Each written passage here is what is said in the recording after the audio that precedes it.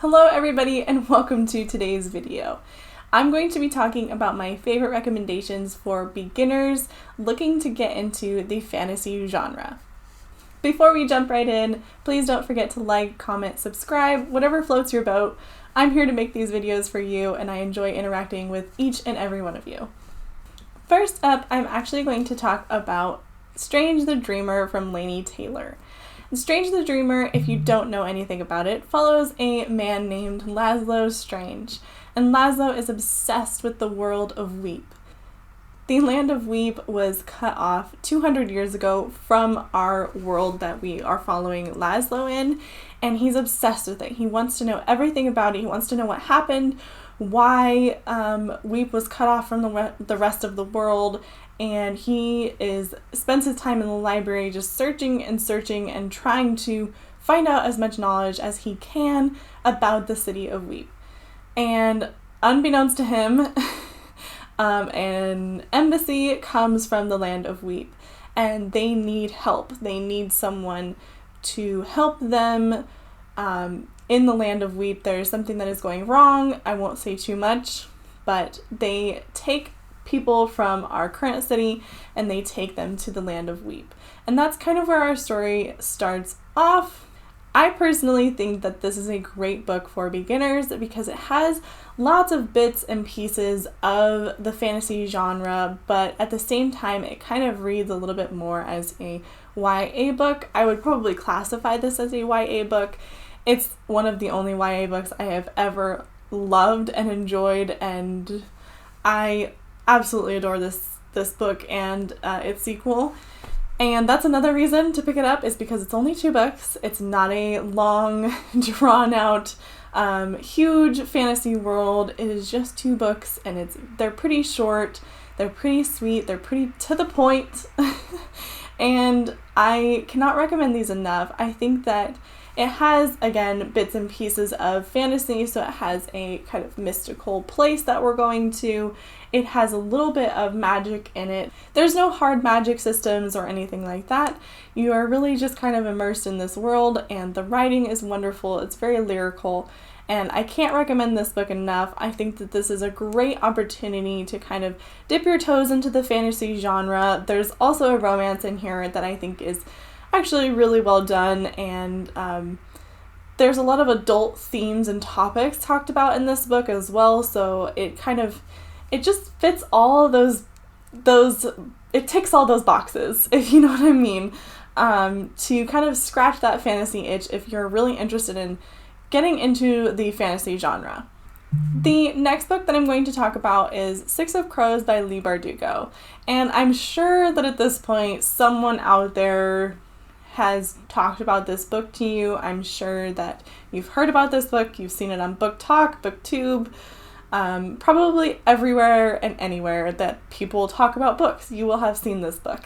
I think that this is a great place to start if you're a little bit older and you are more interested in kind of bridging that gap between young adult and adult fantasy.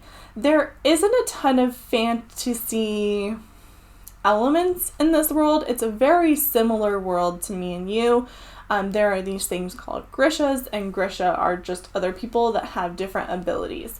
And that is basically it. That's the only magic that's really in this entire book. And to give you just a little glimpse into what the book is about, we are following a group of thieves. And they are kind of brought together and they are going to pull off a heist.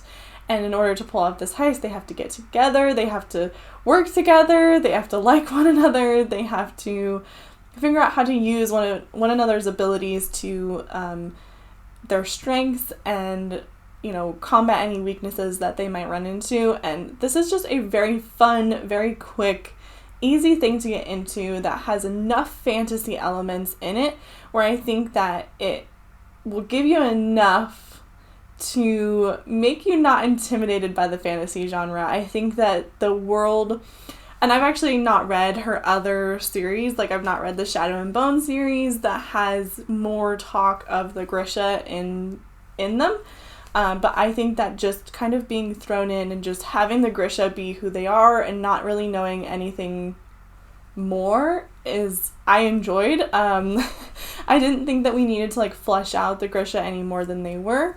I really enjoyed the character work the most in this, but I think it's a great bridge for someone who maybe is a little bit older and doesn't want to pick up Strange the Dreamer, but is kind of in that like early young adult stage. This is probably classified as new adult, where I think like 20s, mid-20s, you could definitely pick this up.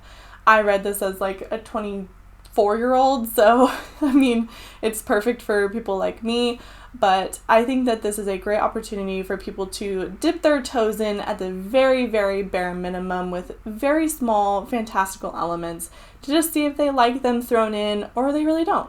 The second to last book that I'm going to talk about is Malice from John Gwynne. This is the Faithful and the Fallen series. And if you've watched any of my earlier videos, you've probably heard me talk about this.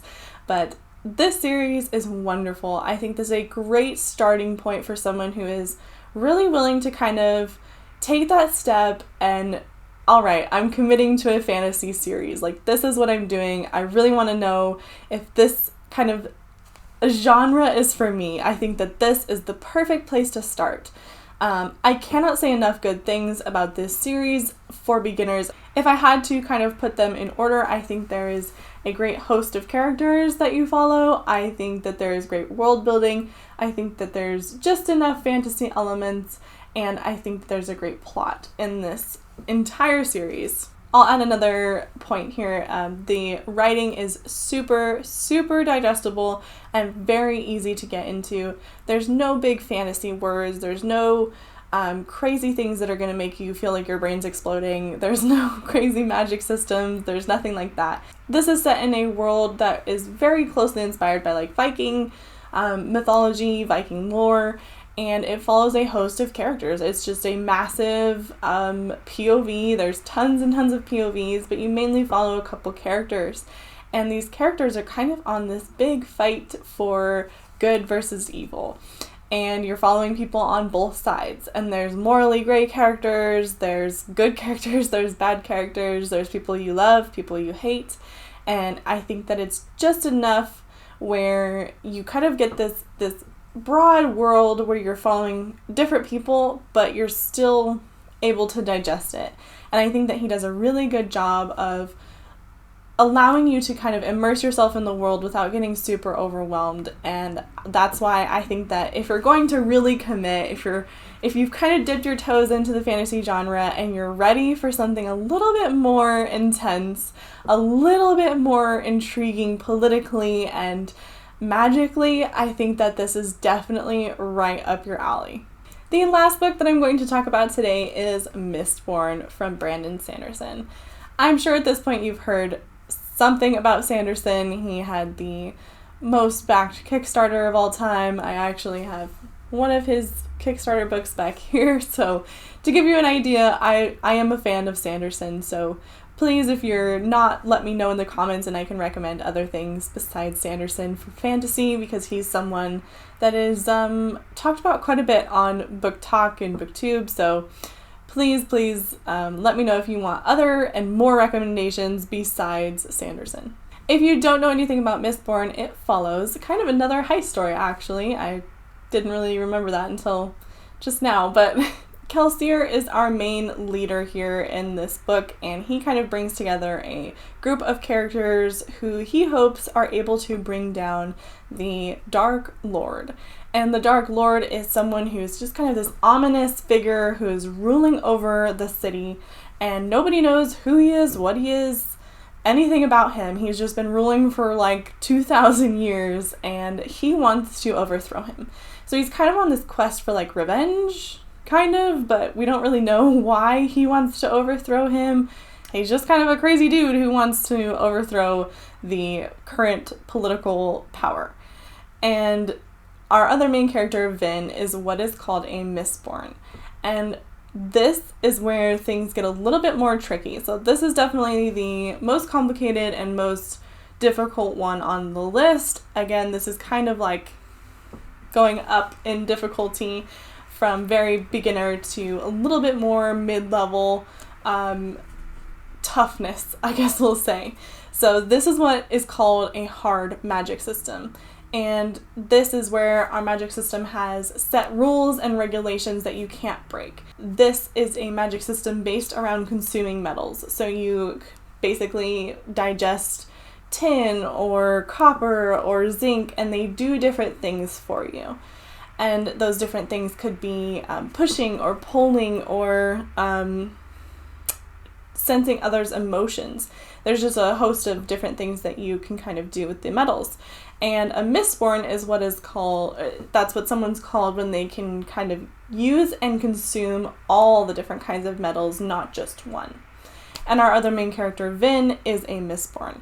She has taken on this journey along with everyone else to try and take down the Lord Ruler. This is a trilogy, so please, know that this is a little bit more difficult on the beginner side of things. The reason that this is on the beginner and not a more mid to upper level recommendation is because I believe that Sanderson's writing is super accessible and very digestible for almost everyone, and there's no reason that the magic system and the story and plot and things like that should dissuade you from picking this up. I think that it's just as digestible as any other book on this list, if not more so, but I think that the things that make it a little bit more difficult are the hard magic system and the political maneuvering and those sorts of things. But again, if you're really you really want to commit and you've kind of read some of these other books on this list and you're really looking for something to kickstart you into your fantasy era, this is definitely what started it for me. This also gave me the courage to feel like I could conquer his Stormlight Archive series, and again, I feel like his writing is so digestible that there's no reason that you can't. So this is the last one on the list. Whew, my arm is aching from holding that book up. That is a massive book. That's it for today's video. I hope you were able to find something that you have never heard of before or that you're interested in reading if you're a beginner in fantasy. I'm going to be making this a 3-part series, so this is part 1 of beginner to entry-level fantasy recommendations. I'm going to do a mid-level fantasy recommendations and a high fantasy, hard magic systems recommendations video, and I hope that you are able to watch all 3. I think there's so many different things and aspects of different books that can kind of put them in any category, but at least in my opinion, these 4 books are where you should really start with fantasy to help you dip your toes in, to help you get a little bit more comfortable with how things work in fantasy books and some of those famous tropes. Again, thank you so much for watching. Please don't forget to like, comment, subscribe, whatever floats your boat, and I will see you guys next time. Bye!